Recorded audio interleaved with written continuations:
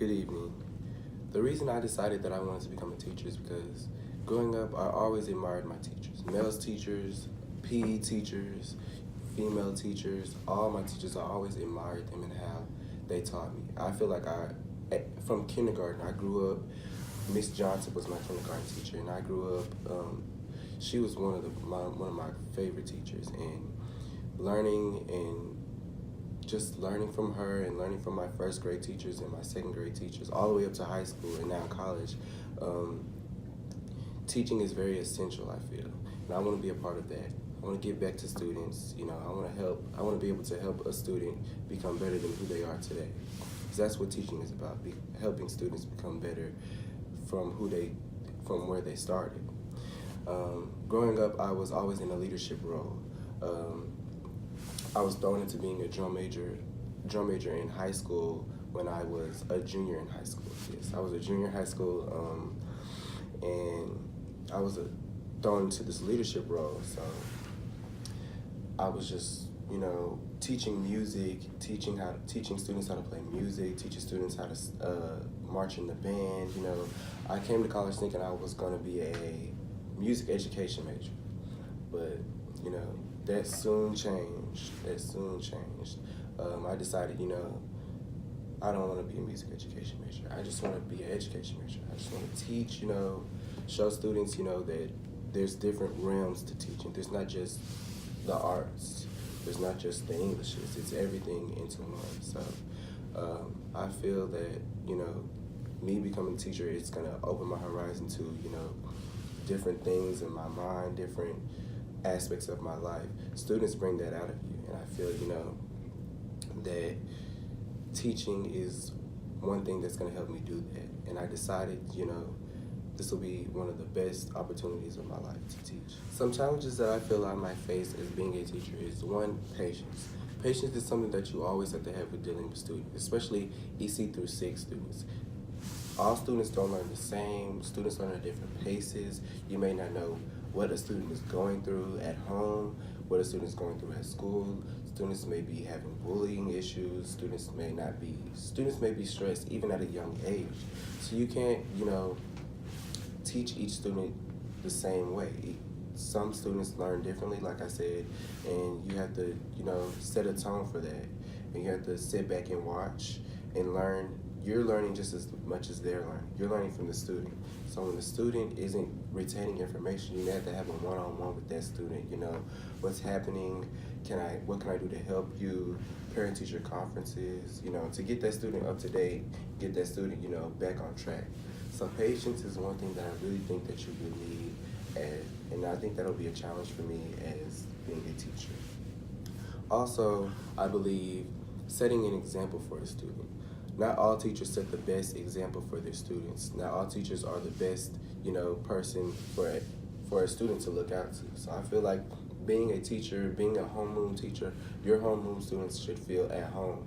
Your homeroom students should feel at home when they're with you. They should feel like you're their home away from home.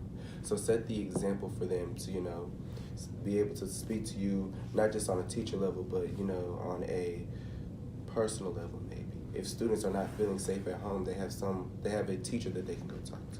Although you're not supposed to, but they have somebody that they can talk to, be that example for the student, show a student that this is more than just school. This isn't just a place that you're learning information. This is the place where, you're growing up at. I feel like that'll be a challenge for me also. Some strengths that I feel that I possess to being a successful teacher is, one, passion. If you're not passionate about what you do, you're not passionate about who you are, then I feel like you're not going to be passionate enough for a student to learn. If a student isn't, driven, isn't driven by the teacher isn't driving the student to learn, then the student's not going to want to learn. The student's not going to have the, mindset of, I want to learn. And that's why they're coming to school. Now, I'm not saying that all students are going to want to learn just because you're passionate about something, but you being passionate and being enthusiastic about something makes the student even more ready to learn, I feel. Especially elementary school students. They really go off of your vibe and how you're doing. So I feel, when you're passionate about something, you feel, it's in your heart, what you're doing, teaching is in your heart, then that's what the student is going to feel. Also, I feel, being fun is a very, very, very good strength that I have. You know, learning isn't always boring. You have to step out of your, teacher zone sometimes and be fun with the student. Let the students learn through activities. Playground activities can also help students learn not just in the classroom. There's a lot of things that you can incorporate into the classroom that are fun and that the students will have to do so that they're not just bored all the time. So being fun is a really good strength that I feel like I have. Also, being organized. Organization is one main tool to any teacher that's teaching elementary students. Elementary students are already messy, so you have to be organized and you have to be prepared and you have to be proactive about what you're doing, and you have to be on top of the students. So being organized and having things in order from start to finish. Not just when you walk into the classroom, students sit down, but you have your overall lectures and lesson plans in order and organized. Some ways that I can encourage students to become lifelong learners are: one, embracing failure. Failure is something that happens in life. Failure is something that's going to happen in life. Whether the student is ready for the failure or not, failure is going to happen. So, you can teach a student that failing is not always a bad thing. The student, once you fail, you get back up and you can exceed. You can succeed, It's hard enough being, a student in elementary school already. So, once a student fails, they feel like they're down. But, embracing that failure and telling them, it's going to be okay. We can push through this failure. It's going to be okay. I feel like that's one thing I can use for being a lifelong learner. Also, using real-world connections. I feel ever since the student and a child was younger, they were learning how to talk. They're learning how to walk. They're learning how to, be their own person. So connecting learning to life. Telling them that, you're not only learning in the classroom, but you're learning at home, you're learning at recess, you're learning in the cafeteria, you're learning when you go with your mom to the grocery store.